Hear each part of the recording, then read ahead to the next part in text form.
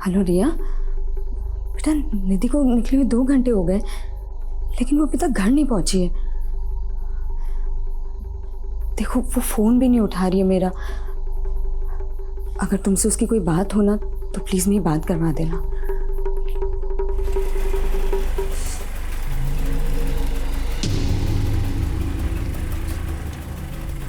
निधि, कहाँ थी तू? कब से फोन ट्राई कर रही हूँ। तुझे पता मैं कितना डर गई थी और मेरा फोन क्यों नहीं उठा रही थी तू? माँ, मैं ड्राइव कर रही थी। अरे ड्राइव कर रही थी तो क्या हुआ, एक बार फोन तो देख सकती है ना। माँ, तुम इतना डरती क्यों हो? एक काम करो, तुम ना योगा किया करो।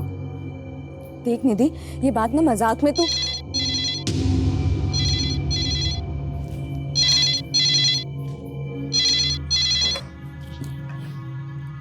हेलो, कैसी हो मेरी जान?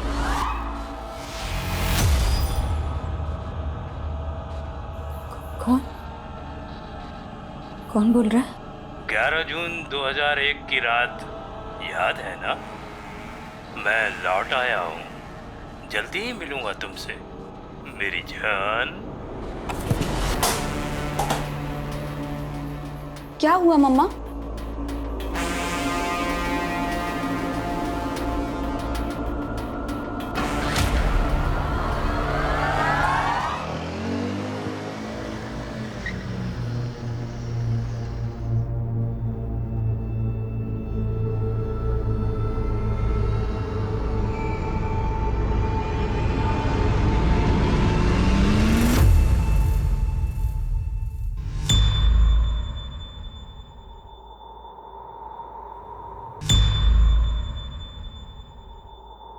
बोलिए रीमा जी।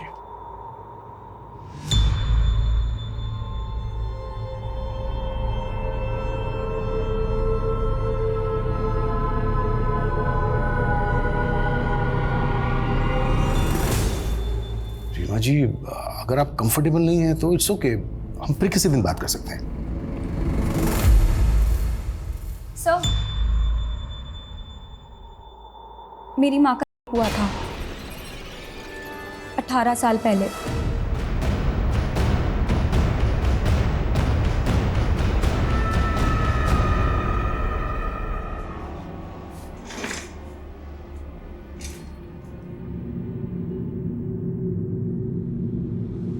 रीमा जी, आपने बहुत अच्छा किया जो अपनी बेटी की बात मानी। अपने गुजरे भयानक अतीत का सामना करने के लिए बहुत हिम्मत चाहिए होती है। रीमा जी, 18 साल पहले जो ये दर्दनाक घटना आपके साथ घटी, ये आप हमें डिटेल में बताइए प्लीज। 11 जून 2001 की रात थी। उस घटना के 18 साल के बाद उस आदमी ने अचानक से कॉल किया आपको? जी। रीमा जी, जब ये घटना घटी आपके साथ, उस वक्त आपने पुलिस कंप्लेंट तो की ही होगी? जी, प्रतापनगर थाने में करवाई थी। तब इंस्पेक्टर मुकेश राठौर इंचार्ज थे। प्रतापनगर पुलिस स्टेशन से कांटेक्ट करो। सर,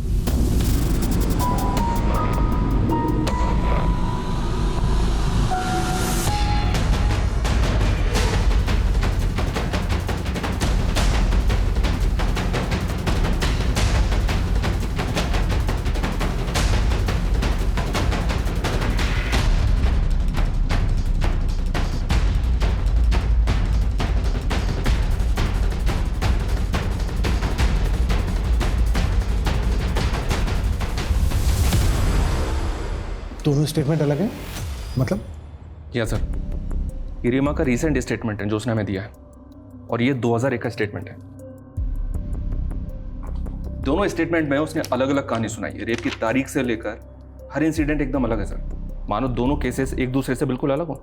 और रेप के कुछ दिन के बाद, यानी कि 17 जून 2001 को उसने प्रतापनगर थाने में रेप की शिकायत दर्ज करवाई अपने पति राजेश चौहान के साथ।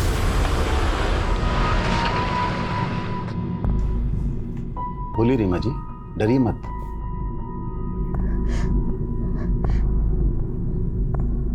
मेरा हुआ है, वो जबरदस्ती घर में घुस गया था। कौन था वो? कब हुआ है? 13 जून। पूरी बात बताइए रीमा जी।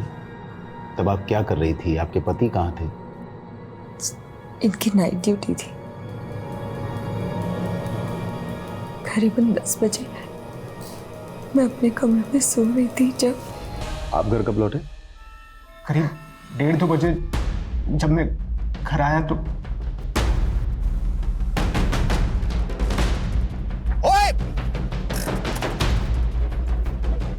ओए! ओए! ओए, रुक साले! ओए! एक मिनट। रेप 13 जून को हुआ और आप लोग रिपोर्ट लिखवाने अब आए? मैं बहुत डर गई थी। गलती रीमा की नहीं है सर, हमारी सोसाइटी ही ऐसी है जहां पर रेपिस्ट से ज्यादा रेप के विक्टिम को ताने सहने पड़ते हैं। ये 18 साल पुरानी बात है। माना इतने टाइम में आदमी काफ़ी सारी चीज़ें भूल जाता है, लेकिन रेप के वक्त रीमा का पति रीमा के साथ था या नहीं, ये वो कैसे भूल सकती है?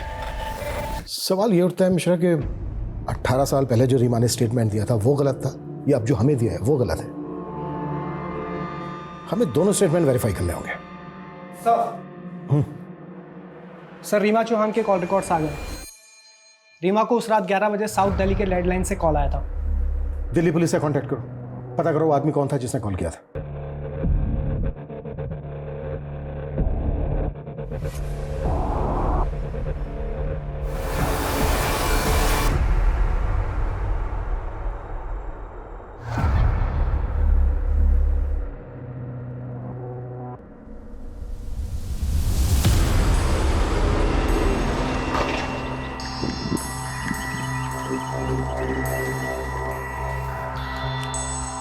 चेक करो।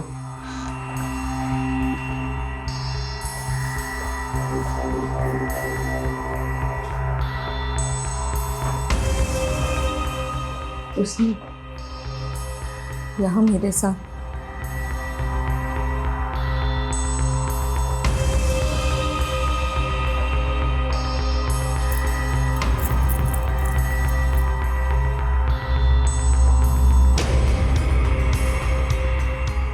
अच्छा, आपने बताया कि उसने गमछे के टुकड़ों से बांधा था, वो टुकड़े कहाँ हैं? जी वो तो वो अपने साथ ले गया।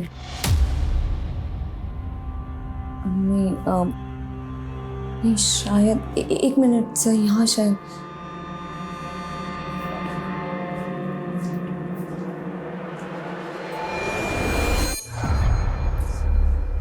ये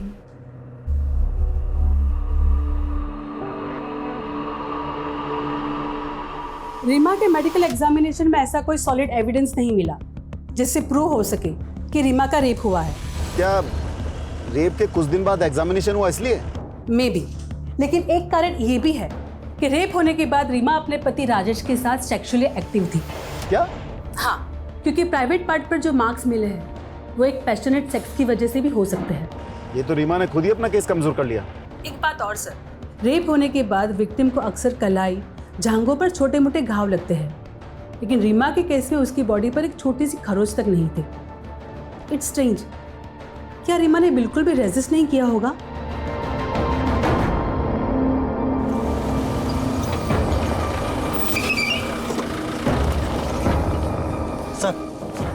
सर आपको एक बात बतानी थी। क्या? रीमा का जहाँ रेप हुआ था उस जगह 11 जून को चोरी की 3 वारदातें हुई थी। रीमा की केस से कोई कनेक्शन लगता है?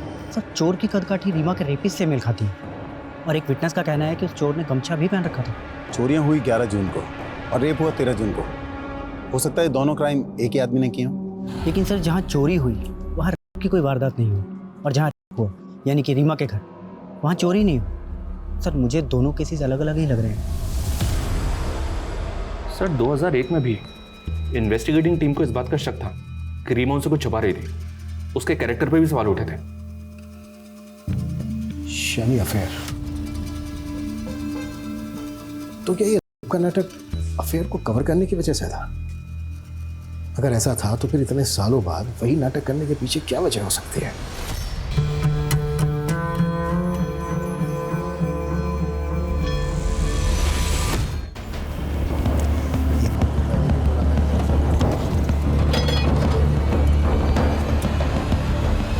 सर आप हम लोगों पर ही शक कर रहे हैं। मेरी बीवी के साथ गलत हुआ सर और आप लोग। राजेश, मैं तुम्हारा फ्रस्ट्रेशन समझता हूँ, पर सवाल खड़े हो रहे हैं। तुमने एफआईआर फाइल करने में देरी की। सर मैंने बताया था ना कि रीमा डरी हुई थी। यही नहीं, रीमा का रेप होने के बाद भी तुम और रीमा सेक्सुअली एक्टिव थे। ये कोई मामूली बात नहीं है राजेश। तब मुझे पता ही नहीं था कि रीमा के साथ में रेप हुआ है। क्या? उस रात जब मैं गमछे वाले आदमी के पीछे भागा, वो हाथ नहीं आया, तो मैं भाग कर घर वापस आया। मेरे को बहुत चिंता हो रही थी रीमा को लेकर। रीमा, रीमा, राजेश, रीमा, राजेश वो डरने की कोई बात नहीं। भाग गया वो। तुम्हें कुछ हुआ तो नहीं? ठीक तो ना? तुम चिंता मत करो, मैंने अपने आप को बाथरूम में बंद कर लिया था। थैंक गॉड, थैंक गॉड तुम्हें कुछ हुआ नहीं। वरना रीमा को देखकर लगा ही नहीं कि उसके साथ किसी ने जबरदस्ती की है। लेकिन कुछ दिन बाद, अरे रीमा जल्दी बाहर निकलो यार, लंच बॉक्स दे दो, लेट हो रहा हूं।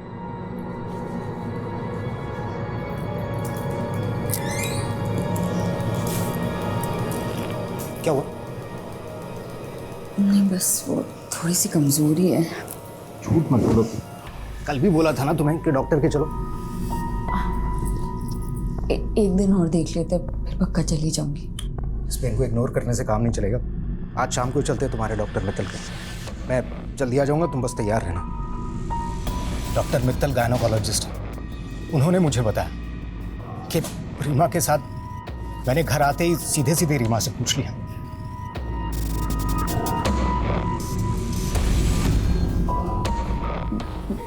मैं डर गई थी, मुझे लगा था कि आप मुझे छोड़ दोगे। इतना भी भरोसा नहीं था मुझ पर। भूल हो गई। अरे भूल तुम्हारी नहीं है, तुम्हारे साथ गलत हुआ है। उस कमीने को तो छोड़ूंगा नहीं मैं। रीमा, हम पुलिस के पास जाएंगे। पुलिस? हाँ रीमा, हमें पुलिस के पास जाना ही होगा। अच्छा, ये गमछे वाला आदमी कौन हो सकता है? विपिन, विपिन सोनी हो सकता है सर।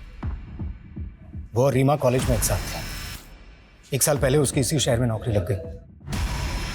मुझे पता चला कि मेरी गैर हाजिरी में अक्सर पुरानी दोस्ती के नाम पर वो रीमा से मिलने आता है।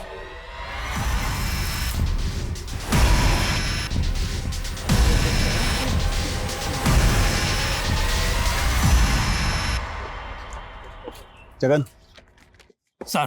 पूजा दहिया रेप केस की फाइल निकालो। जी सर।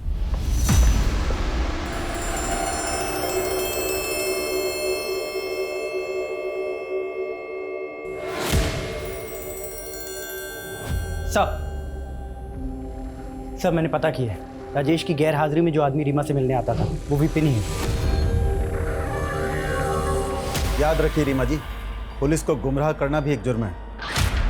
आप क्या कह रहे हैं, मैं कुछ समझ नहीं पा रही। मैं समझाता हूँ। सालों पहले पूजा दहिया नाम की औरत का केस अखबारों की सुर्खियां बना था। आपने नाम जरूर सुना होगा। जी नाम तो सुना हुआ है। बिल्कुल आपसे मिलता जुलता केस है। आप ही की तरह उसके घर में भी मुंह पर एक गमछा बांधकर एक आदमी घुसाया था। आप ही की तरह उसके साथ जबरदस्ती की। कहना क्या चाहते हैं? यही कि आपने इसी बात का फायदा उठाया। जब आपके पति राजेश ने विपिन को घर से भागते हुए देखा तो आप डर गई और आपने पूजा दहिया की कहानी को अपनी कहानी से जोड़ दिया। राजेश, राजेश प्लीज समझाइए इन्हें। आप समझिए मिस रीमा चौहान, आपके पड़ोसी ने कंफर्म किया है कि आपका दोस्त आपसे मिलने अक्सर आपके घर आता था। आपके पति ने भी कंफर्म किया है कि उनकी गैर हाजिरी में आपका दोस्त विपिन अक्सर घर आता था। और इन्वेस्टिगेशन वहीं रोक दी गई। पुलिस ने रीमा को वार्निंग देकर केस क्लोज कर दिया। यानी विपिन सोनी से पुलिस ने बात की नहीं, जिसके साथ रीमा का अफेयर होने का शक था। जी, और अब तो इस केस के investigating officer Mukesh ji retired हो चुके होंगे। हालांकि उनके घर का एड्रेस पता करने के लिए बोल दिया मैंने।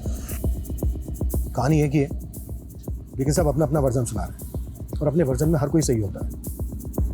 रीमा से एक बार और मिलते हैं, देखते हो इस बार क्या कहानी सुनाती है।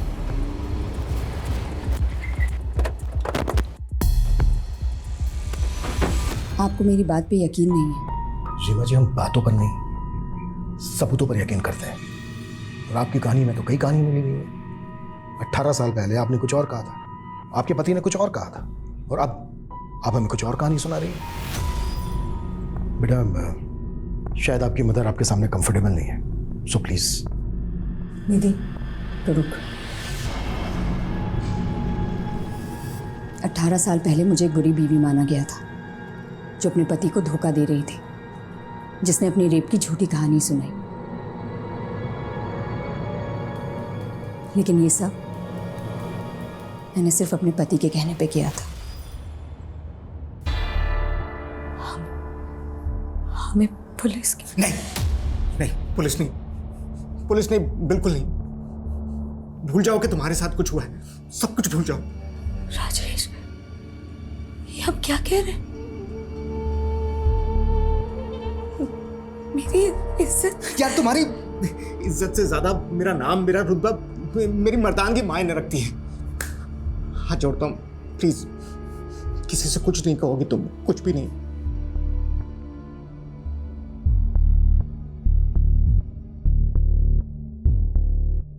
रीमा, ये इंजरीज नॉर्मल नहीं है। बताओ मुझे क्या हुआ है? कुछ भी। रीमा, तुम कुछ छुपा रही हो ना? आप क्यों जिद कर रही हैं? रीमा के लिए यही सही है कि वो सब कुछ भूल कर। ये भूलने वाली बात नहीं है राजेश। रीमा के साथ जो हुआ है वो गुनाह हुआ है और गुनहगार को सजा मिलना जरूरी है। तुम उसके पति हो, तुम्हें उसका साथ देना चाहिए। और अगर तुम में हिम्मत नहीं है तो मुझे कह दो, मैं इसे पुलिस स्टेशन लेके चली जाऊंगी। नहीं नहीं, आपको कुछ करने की जरूरत नहीं है। मैं ले जाऊंगा रीमा को पुलिस के पास। मजबूरी में राजेश को मुझे पुलिस स्टेशन ले जाना पड़ा, लेकिन वहां उसने मुझे पूरा सच नहीं बताने दिया। मेरा हुआ ये सच है, लेकिन उस वक्त राजेश वहां नहीं था, ये झूठ। चलो माना, आपने अपने पति के कहने पर झूठी गवाही दी, लेकिन आपने के तुरंत बाद अपने पति के साथ फिजिकल रिलेशन बनाए। ऐसा क्यों? अगर सही वक्त पर मेडिकल एग्जामिनेशन हो जाता तो रेपिस्ट को पकड़ने में आसानी होती।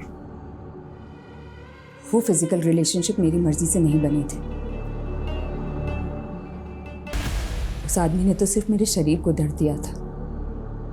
लेकिन राजेश, और जब आप डॉक्टर से मिली तो आपने डॉक्टर को अपना सारा सच बता दिया। कुछ सोचा नहीं था सर, बस जिसने थोड़ी सी हमदर्दी दिखाई उसके सामने दिल खोल के रख दिया। तो जो आपके पति ने दिखाया, पुलिस ने उसी को सच मान लिया और आपका सच सामने नहीं आया। आता कैसे? पुलिस ने ना कभी डॉक्टर ना कभी विपिन से कोई बात की। विपिन कभी आपसे मिलने आया था? नहीं, विपिन पे बहुत प्रेशर बन गया था, इसलिए वो शहर छोड़ के चला गया था। लेकिन आपके पड़ोसियों ने तो उस वक्त बयान दिया था कि आपका होने के बाद विपिन आपसे मिलने आया था। ये भी राजेश की चाल थी। विपिन अच्छा लड़का था, हंसमुख था। राजेश ने कहा था कि वो विपिन को मेरे पास भेजेगा ताकि मेरा मन बहल जाए, पर बाद में समझ आया ये सिर्फ राजेश का प्लान था ताकि सबकी नज़रों में मैं झूठी बन जाऊं। और वही हुआ। एक विक्टिम से ना सोसाइटी यही एक्सपेक्ट करती है कि वो मजबूर दिखे, दुखियारी दिखे। अगर वो थोड़ा सा हंस ले, नॉर्मल जीने की कोशिश करे तो पता नहीं क्या चुप जाता है लोगों को। पूजा दहिया को जानती हैं आप? पहले आप ही के इलाके में रहती थी। उसके घर में भी एक आदमी ठीक आप ही के घर की तरह चेहरे पर गमछा बांध के घुस गया था। जी, मैंने सुना तो था कि पूजा दहिया के केस में किसी को अरेस्ट किया गया। पूजा दहिया का केस स्टडी किया था तुमने? जी सर, और मुझे ऐसा लग रहा है कि पूजा दहिया और रीमा चौहान का केस आपस में कनेक्टेड है। तो क्या उस आदमी ने पूजा दहिया से भी कांटेक्ट किया होगा? इतने सालों के बाद वो अपने विक्टिम को कॉल क्यों करेगा?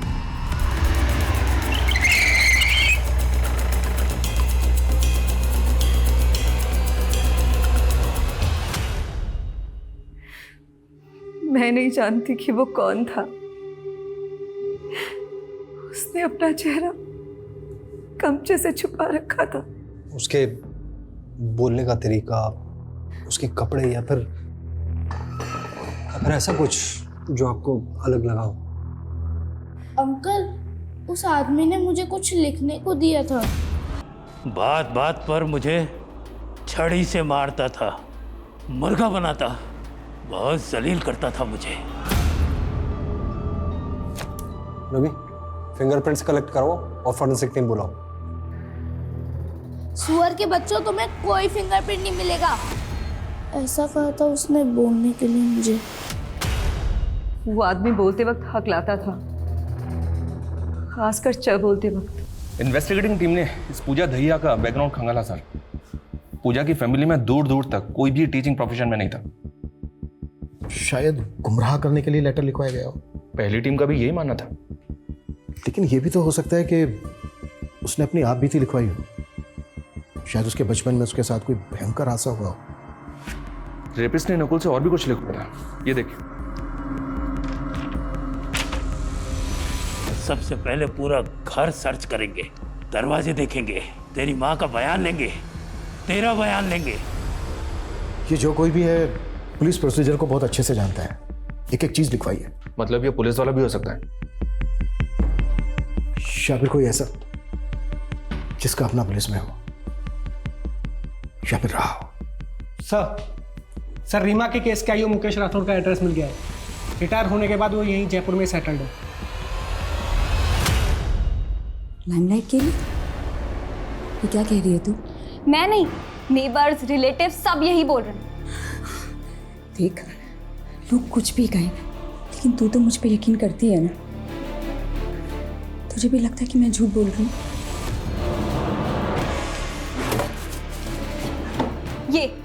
ये पापा की डायरी है ना, इसमें भी यही लिखा है कि आप अटेंशन पाने के लिए कुछ भी कर सकती हो। लो पढ़ो। यदि तूने अपने पापा को ना सिर्फ फोटोज में देखा है, या फोटोज में लोगों की सोच, उनकी नीयत के बारे में कुछ पता नहीं चलता बेटा। बच्चा गिरा दो। क्यों? क्योंकि ये मेरा नहीं है, उस कमीने का है। कितनी बार आपको बताऊंगी कि ये हमारा बच्चा है।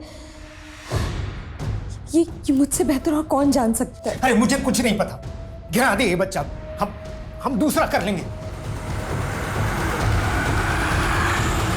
बहुत कोशिश की तेरे पापा ने मेरा अबॉर्शन कराने के लिए,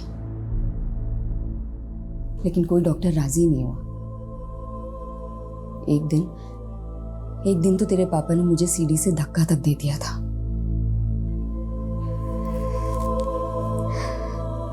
लेकिन तेरी किस्मत में ना जीना लिखा था। मुझे लगा तेरी शक्ल देख देख कर ना अब राजेश के अंदर का बाप जाग जाएगा। एक दिन किसी ने मजाक में उनसे कह दिया कि तेरी शक्ल उनसे नहीं मिलती। बस उस दिन वो बिल्कुल टूट गए थे। मैंने समझाने की बहुत कोशिश की, लेकिन वो एकदम खामोश हो गए थे। बदचलन, चालू, बेहया, न जाने क्या क्या कहा लोगों ने मुझे। मन तो किया कि मैं भी राजेश की तरह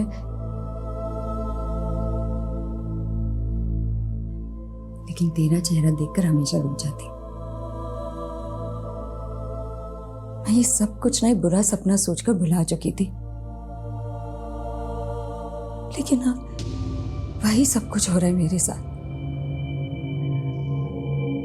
मैं ये सब सहन कर सकती हूँ, लेकिन दुख इस बात का है कि तू भी मुझ पे यकीन नहीं करती।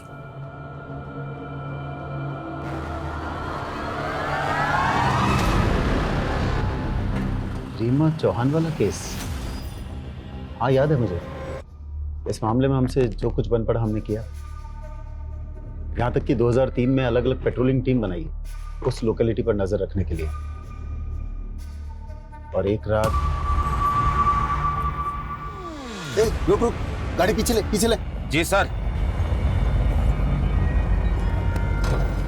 रुक। कौन हुआ? क्या कर रहा है? रुक रुक रुक, वरना गोली मार दूंगा। रुक, इधर आ, पास में। गमछा निकाल मुंह से। भले ही दूर से सही, पर आपने उसे देखा था। कोई ऐसी खास निशानी जो आपको याद हो? अंधेरा बहुत था, कुछ खास देख नहीं पाया। हाँ, जिस तरह से फुर्ती से उसने मुझ पर गोली चलाई, पक्का कोई ट्रेंड आदमी था। कोई पुलिस वाला? हाँ, शक तो मुझे भी था। मुझे लगा या तो कोई पुलिस वाला है या पुलिस वालों के साथ मेलजोल जरूर रहा होगा। जब हमारी सारी कोशिश फेल हो गई तो हमने जनता की मदद मांगी। देखिए, डरने की कोई जरूरत नहीं है। आप लोगों को केवल पुलिस की आंख और कान बनना है। कोई भी बाहर का आदमी दिखे जिसका बर्ताव अजीब सा हो तो फौरन पुलिस को सूचित कीजिए। उसे पकड़ने की कोशिश मत कीजिएगा क्योंकि उसके पास गन है। इंस्पेक्टर साहब, गन हो या तोप, एक फौजी किसी से नहीं डरता है। विकास जी, तैश में आकर कोई भी कदम मत उठाइएगा, फौरन पुलिस को सूचित कीजिएगा। जरूर, लेकिन उसे जान से मारने के बाद। और आप चिंता मत कीजिए, मेरे रहते हुए हर कोई सुरक्षित है।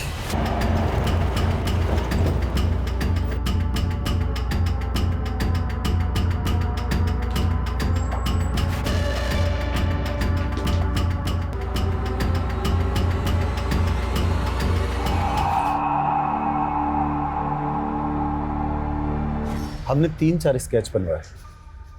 हैरानी की बात यह थी कि उनमें से एक स्केच हमारे खबरी अंगद से मिलता जुलता था। आपने अंगद को अरेस्ट किया था? फौरन धर दबोचा। तलाशी लो उसके घर की। साहब, घर का कोना कोना छान मारो। साहब, मेरे घर की तलाशी क्यों ले रहे हैं साहब आप?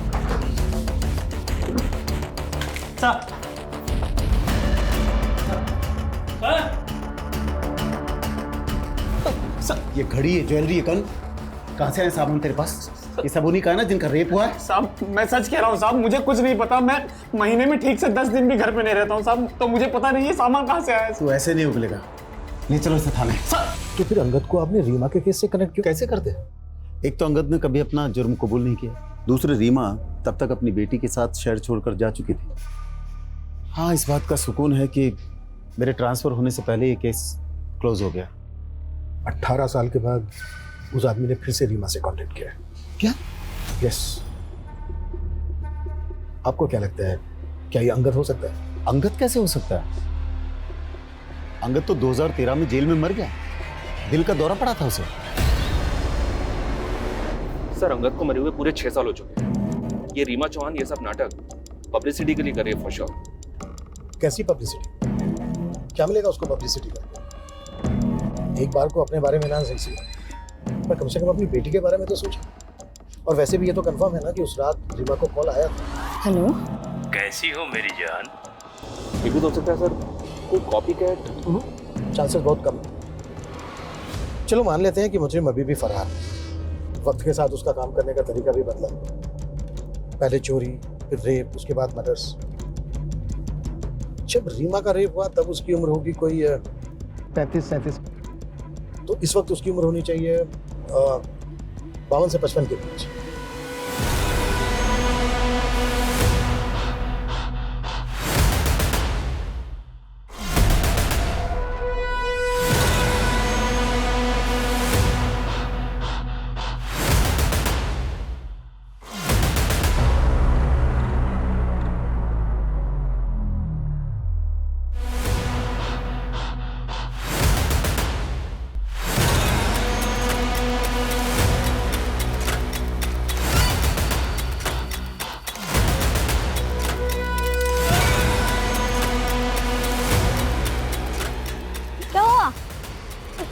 आप रो क्यों रहे हो?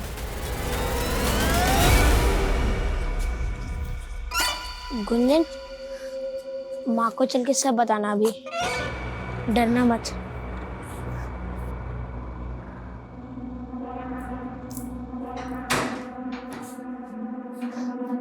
आ गए तुम लोग खेलकर? आ जाओ, भूख लगी होगी है ना?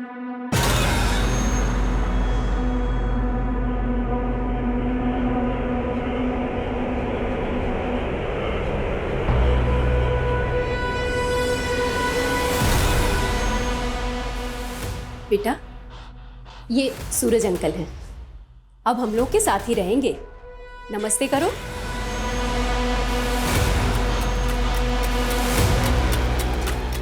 बड़े प्यारे बच्चे हैं तुम्हारे। सर, जितना हमने सोचा था उससे कहीं ज्यादा बड़ा मामला निकला। ये तो सबसे पुराना केस 28 साल पहले का है। इतने अरसे में 51 ऐसे रेप केसेस मिले हैं जिनमें सेम मोडस ऑपरेंडी का इस्तेमाल हुआ है। इसके अलावा 13 मर्डर केस में और 178 लूट केस में सेम पैटर्न फॉलो हुआ है। मतलब अंगद के जेल जाने के बाद भी ये केसेस होते रहे। एरिया कौन सा था? राजस्थान के अलग अलग शहरों के केसेस हैं सर। ये 1990 से 94 तक अलवर, 1994 से 97 जोधपुर, फिर 3 सालों तक उदयपुर और उसके बाद 2004 तक जयपुर। और इनमें से कहीं भी किसी भी जगह इस आदमी के खिलाफ कोई सुराग नहीं मिला? 2004 में 3 विक्टिम से कल्प्रिट का डीएनए सैंपल कलेक्ट किया गया था। इस डीएनए को अंगद के क्लोज रिलेटिव के डीएनए से मैच करके देखो।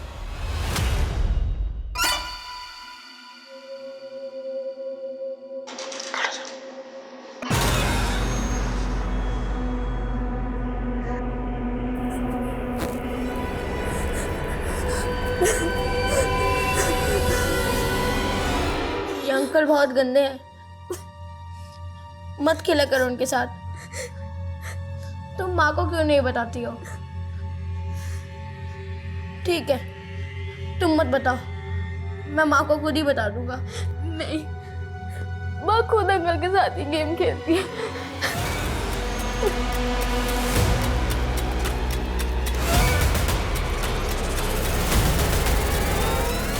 सर, डीएनए सैंपल अंगद के भाई से मैच नहीं हुआ। बेचारा अंगद पूरी जिंदगी जेल में खत्म हो गई। एनीवे, डीएनए सैंपल है हमारे पास। एक काम करो, जितने भी मॉलेस्टर रेपिस्ट हैं उनके डीएनए से मैच करो। Okay sir.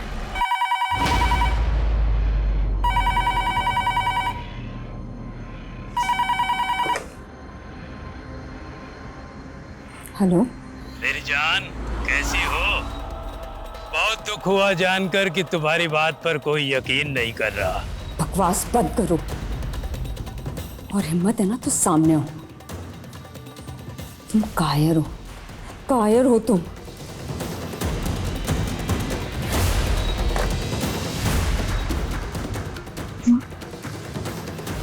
बोलोगे भी, क्या बोलना है तुम्हें?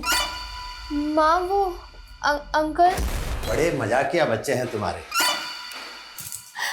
अच्छा बच्चों, मैं बाजार जा रही हूँ, 7 बजे तक आऊंगी। तब तक अंकल के साथ रहना, इन्हें परेशान मत करना।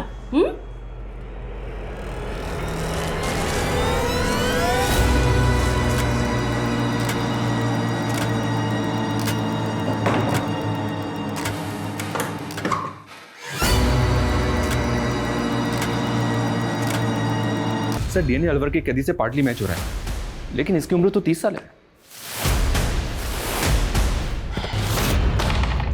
फिर ये वो नहीं हो सकता। आई थिंक उस आदमी को ट्रेस करने के लिए हमें किसी एक्सपर्ट की मदद लेनी होगी। देखिए, ये डीएनए पार्टली मैच हो रहा है, यानी ये कैदी उस खूनी का रिश्तेदार हो सकता है। एक्चुअली हमें इस कैदी के मदर और फादर के सभी रिलेटिव्स की एक लिस्ट बनानी होगी और सबका डीएनए मैच कराना होगा। सर, लोकेशन हिस्ट्री और रिपोर्ट्स के अकॉर्डिंग हमारे पास अभी एक सस्पेक्ट है, और वो ये है। माय गॉड, ये वो 30 सालों तक पुलिस की आंखों में धूल झोंकता रहा। इसको आज ही धर लेते हैं। नहीं, we have to be very careful. इसको बचने का एक भी मौका नहीं देंगे। पहले इसके खिलाफ सबूत इकट्ठा करेंगे, फिर तब बचेंगे साले को।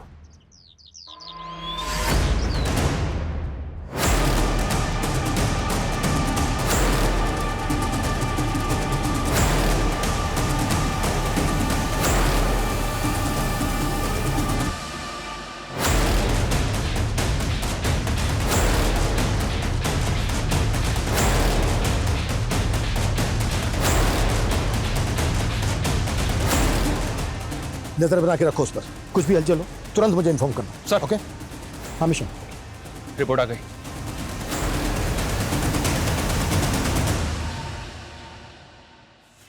अब सही वक्त है, आता है साले।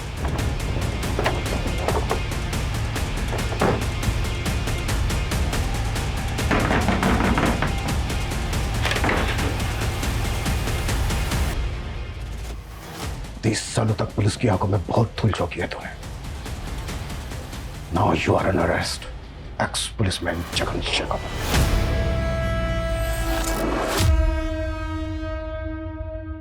तेरे साथ गलत हुआ, इसलिए तू दूसरों के साथ भी गलत कर रहा था। बचपन में जो मेरे साथ हुआ, उस सदमे से उभरने के लिए मैंने छोटी छोटी चोरियां करना शुरू कर दिया। उसके बाद लोगों के घरों में घुसकर कुछ चीज़ें ले आता, फिर घरों में घुसकर सिक्के चुरा लाया। और ये काम मैंने पुलिस में आने के बाद भी चालू रखा। रेप करना कब से शुरू किया? 2000 से। पूजा ने क्या बिगाड़ा था तेरा? गलती पूजा की नहीं, पूरी औरत जात की है। उसी साल दिल टूटा था मेरा। कुछ दिन तो सब कुछ ठीक चलता रहा, लेकिन एक दिन वो मुझे छोड़कर किसी और के साथ चली गई। तभी से मुझे औरतों से नफरत होने लगी। और उसके बाद मैंने एक के बाद एक औरतों को शिकार बनाना शुरू कर दिया। अंगद को क्यों फंसाया? मेरे सीनियर मुकेश जी की पेट्रोलिंग बहुत तेजी से चल रही थी। मेरा काम करना बहुत मुश्किल हो गया था। मैंने सोचा अंगद को फंसाऊंगा तो पेट्रोलिंग थोड़ी ढीली हो जाएगी और मेरा काम आसान हो जाएगा। और हुआ भी वही। इतने सालों के बाद रीमा को कॉल क्यों किया? मैंने नया सोशल मीडिया का इस्तेमाल करना शुरू किया था और एक दिन उसी पर मुझे रीमा दिखी। मैंने उसका पीछा किया और मैंने उसका टेलीफोन नंबर उसके पड़ोसी से ले लिया। मैं सिर्फ उसे डराना चाहता था।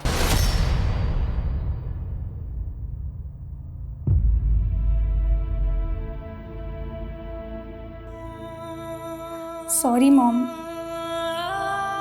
मैं गलत थी। आपने मेरे लिए कितने सैक्रिफाइस किए और मैं नहीं,